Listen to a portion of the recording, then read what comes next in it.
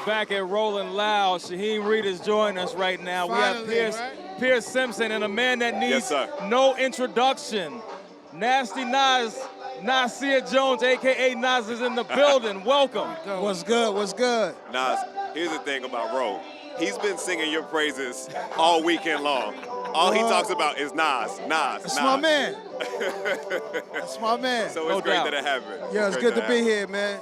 No, but you got to give props to where it's definitely due. You're a legend. You've been doing it for damn near 3 decades. Yeah. Talk about the evolution of hip-hop and how you're viewing it right now. It's crazy, you know what I'm saying? Like, I was talking to this guy about how this concert is on another level. When we first started, when I first got into the business, it was like Hot 97's first summer jam. Right. You know, so we didn't even know if it was going to work. It was just like exciting to be at like, I think it was a Jersey Stadium or something like that. Yeah. To see it come to what it is today, it's what we always dreamed it would be. I think it's such a surreal moment right now, man. We on stage talking to Nas, watching Kodak Black, and Young Thug is in the background. It's just showing that hip hop has grown so much, man. It's like whatever you want, the culture got it for you. Yeah. And we all could come together and have a great time. Yeah, it was great that Shaheem mentioned how much hip-hop has changed. Yeah. People still talk about Illmatic to this day. They still regard it as one of the best albums of all time. It happened at such a young age for you. What was that like for you, creating Illmatic, a classic? How was that for you in your career?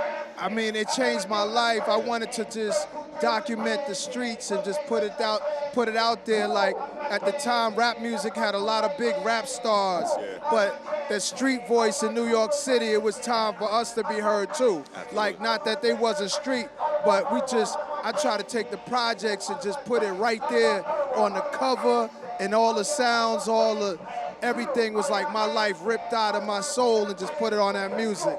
So it was a great thing to just see the world embrace that, you know? Yeah, that's incredible, man. Word. That's incredible. What's so ill, man? Illmatic is that's the treasure right there, the timeless treasure. But this new Echo, man. When we talking about verses of the year, I told this to Swiss when I saw him. If we don't say this Nas first verse, everything on Echo is verse of the year worthy, but the first verse, good looking. Just starting it out, throwing piss on, what was going through your mind when you was writing that verse? The pain, the reality of the inner cities. What we felt growing up. We felt a divide that the serve and protect, you know what I mean, was flipped upside down, and it was just a divide between the community and the law, the police. Not all police, of course. I got love, but there's some that make it look bad for them. And, you know, our attitude just shifted because of the behavior, you know? Well, let me build on that because, you know, Echo, you say you was talking about the 80s, and then on this Nasir album, you know, it's very up-to-date, very current, but you got Cop Shot the Kid, which is still going on, you know, 30 years later. Yeah, for sure. It's not stopped, man. Like, when you go back, it's been happening before I was born, you know? It's the same song, you know what I mean? We singing the same song because we want people to hear our cries and hear what we're saying, and we want to make a change. We're in position to make change now, especially myself. Absolutely. It's not just about the songs. Right. Absolutely. It's more, you know? This might be a loaded question for you, but who do you think is the next Nas? The next person that can maybe live up to your legacy? I mean, I remember when I got in the game, they were saying the next Rakim. I said, no, I'm the next Nas. Yeah. And whoever the next one is, they the next them. I think we all here to say something different, all here to say a message, to tell a different story. I mean, I feel like everybody has their own lane to do their own thing, so I'm here for it. I love it. Speaking of your own lane, what about your borough of Queens? Who's an artist coming out of Queens that you could big up right now? An artist coming out of Queens that you could talk about? King Shooter. There's a dude named Piff. There's J. Rose. There's Chef La, I think his name is. The list goes on. There's a lot of dudes in the neighborhood that got something to say. They got some talent. You know what I mean? So shout out to all of them. You know, go get it. Go get it. Are we going to see some of those guys on Mass Appeal Records, your venture? You know, who knows? You know what I'm saying? Like, I think what they're building is their own Mass Appeal Records. Right. I think these dudes are doing their own thing. And then you got Street Dreams Records, which is coming out of that type of vibe with Jungle, you know what I mean? He has Street Dream Records. I think everybody's doing their own thing. Mass Appeal, we're here for those artists. You know what I'm saying? We're here for artists all over the world, so it's all good. It can happen. That's beautiful, man. What did you learn from, like, your previous ventures, man, when you had, like, Ill Will and all of that? You was doing record labels when you was still heavy in the artist mode, touring, dropping albums year after year. Obviously, you're still heavy in artist mode. We got Nasir, we got Echo, but you know, you've been able to diversify yourself and do businesses. But what did the last record label teach you when you did Mass Appeal? I mean, you know, I was signed so early on. You get signed and then you go, this is my dream, right? But then you start seeing how things go, and it's like it comes a time to grow up. And you have to have your own record company. You gotta have your own business. You gotta move with the times. The ways of the record companies are kind of like old. They're structured in a very old way, where it doesn't really, where the artists are now informed. Yeah. So we can be empowered. We can empower ourselves. We're thinking like entrepreneurs, and we're thinking about control. It's about having more control now. So at this point in my life, I gotta have that control, man, and I gotta educate other artists that come to Mass Appeal. You're gonna have more. You can get more here than you will at some of these other labels that's been around for a long time. You know what I'm saying? You're gonna own your stuff. You're gonna have it where you have a legacy and a business that lasts forever. And that's the advantage artists have today that I didn't have coming in the game. Yeah. You know what I'm saying? Talk about something that lasts forever. The 7-song joint this summer, I call it a nice teaser. But, you know, the artists, we always want more from the artists as fans. So the next project that's dropping, give us a little info about how soon we should be expecting it.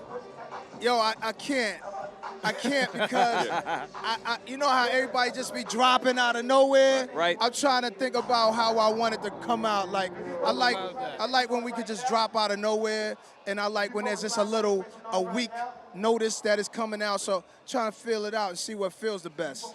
But only thing I can say is soon. Let me ask you this. We was at Swiss and Alicia Keys' party early. I think it was Grammy weekend and whatnot. And I was like, nah, you know, every time I see him, like, yo, when we gonna get that album, we're gonna get that album. This was way before Nasir, and he was like, yo, man, hip-hop is doing very well without me right now, man. I don't know when the album's coming. What sparked Nasir, man? Because I know that was something that wasn't in the stash for a long time. Like, it was something that was real fresh. Yo, me and Kanye been talking about doing an album together for over 10 years. Wow. So, you know, it was either do it now or we never gonna do it. Yes. You know what I'm saying? Or possibly another 5 years from now. We got that moment, we got that open window, and we ran with it. So he was ready this year, I was ready, so I pumped the brakes on what I was doing, and I said, let's go, yay. So we flew to Wyoming and did the album, you know, and then flew back to New York and then finished it and then took it to the hood to have the album release party. And that was one of the greatest experiences for me, man, releasing a record. That album release party was something special, man. I remember when you did, I think it was I Am, man. You did that in Manhattan. I was just fresh into the game, and I just remember coming in. I was seeing Aaliyah there. Rest in peace. T-Boz had a veil on her face. Wow. Missy Elliott was there. Puffy was there. Prince was there. Yes. Rest in peace. Wow. Yeah. What was it? That float? Yeah, float. In It was that New float. York? Yeah. And I was like, damn, Yeah. this is really hip hop. I'm really in the game right now. No doubt. Yeah. That was a good time. Between Life is Good and Nasir, what would you say you learned the most as an artist, as a person, between those two albums? Yo, I feel like, you know, take your time. Yeah. Take your time, live some life. You know what I mean? Like, let the world catch up to you. You know what I mean? Sometimes we put out so much work is not appreciated. So, I mean, give me some time to appreciate the world, live some life. I lived a lot of life in between that space, and you know, it was a good thing to just fall back. You know, a lot of people tell you don't take too long to drop an album, right? You know, because they'll forget who you are. I never listened to that. Right. I never got into that. So I just took the time and waited till I could feel it. Absolutely. No And doubt thank about God, thank God it's all good. Well, Nas, we definitely appreciate you taking the time to stop by and join us. Thanks, bro. Word on the street is you performing at the Live by Live after party. Uh-oh. That's the word on the street. That's what's up. Yeah, I'm gonna be there at the official after party for this situation right now. You know how Nas is a pro at this? He like gave a confirmation without giving a confirmation. It was like, yeah, okay, cool, I'll be there. And we're gonna be streaming it live. We're gonna be streaming it so viewers, if they can't attend the party, they can still watch you perform. Word, and shout out to my man Dave East. Dave East, what up, baby? Yeah. Real deal. No doubt about it. A legend in the flesh joining us right here at Rolling Live. Queens. You know, this is Nas right here.